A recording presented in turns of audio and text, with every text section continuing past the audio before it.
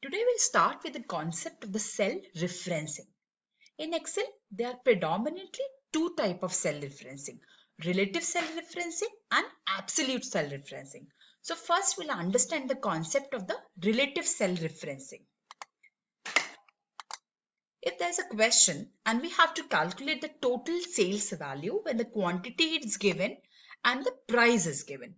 So we'll calculate the total cost, that is the formula start with an equal to sign, the quantity multiply by the price, and this would be the total amount, total sales. And then we just drag this formula and we will finally find out the total sales value for all the products without calculating the individual product sales.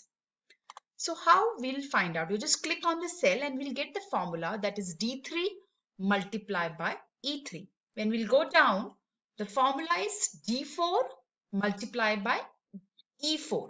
And similarly, the formula is changing as we are dragging the formula.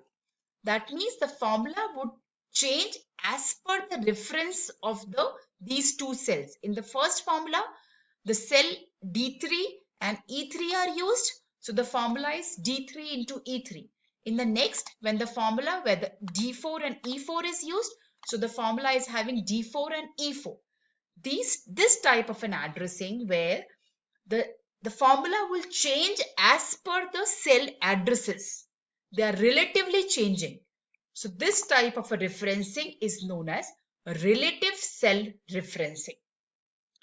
Now we'll start understanding the second concept, that is absolute referencing.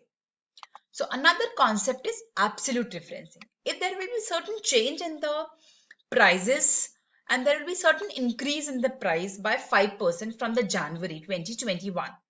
So the new price would be the increased by the 5%. So we'll have to find out that the increased price would be the old price plus the old price multiplied by this 5%. So this would be the new price after calculating the interest rate, which is increased by 5%. Now the similar thing which we have done in the previous exercise, just like the relative addressing, I'm just dragging this formula so that I'll calculate the change price for all the products. So I'm just dragging. What will be the result? We are surprised that in the previous example, we are able to get the correct answer. But this time, I'm able to find out this, only this would be the correct answer, but all other answers are not able to get the correct answer as per the change in the interest rate. Let's check.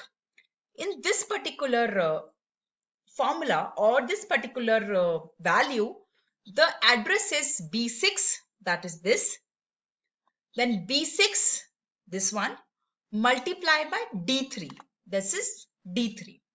That's why the answer is exactly the correct one.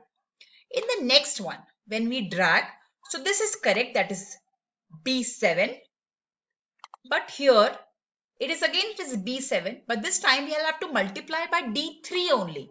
But if we're multiplying by the value, that is D4, and D4 is having nothing.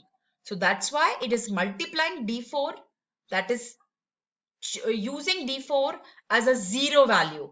So B7 multiplied by 0, that is 0. So we will be considering only the B7, that is 64. So there is no need.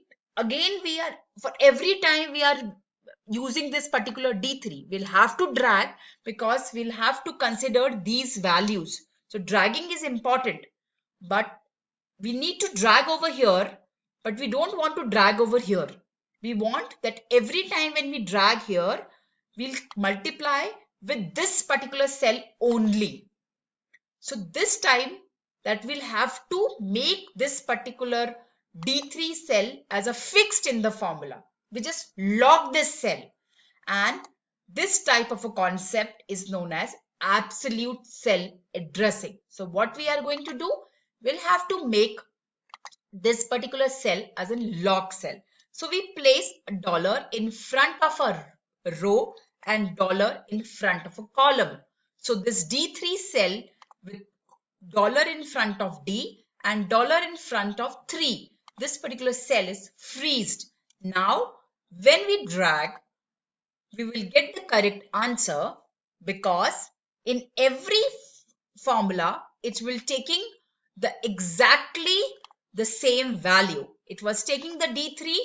In the next, it will again taking the D3, and in this one, it will changing the value of B8, but it will not change the value of the text rate. It will be fixed as 5% only. So we will changing the values from B7, B6, B7, B8 and simultaneously to B12. But in all the cases, this particular cell is unchanged, that is D3 only. This particular concept is known as absolute addressing. So the dollar, placing a dollar in front of a column and front of a row, it fixing this cell, locking this cell. So this is a concept. This concept is used in number of other formulas. They are normally used in the concept of lookups and other calculation where number of values has to be treated with a fixed value. So this is the concept of absolute addressing. So we have covered the two type of addressing, all cell referencing. One is relative cell referencing, another is absolute cell referencing. So if you like this, if you have liked the video, just like and subscribe, and in the next video you will learn the topic that is conditional formatting.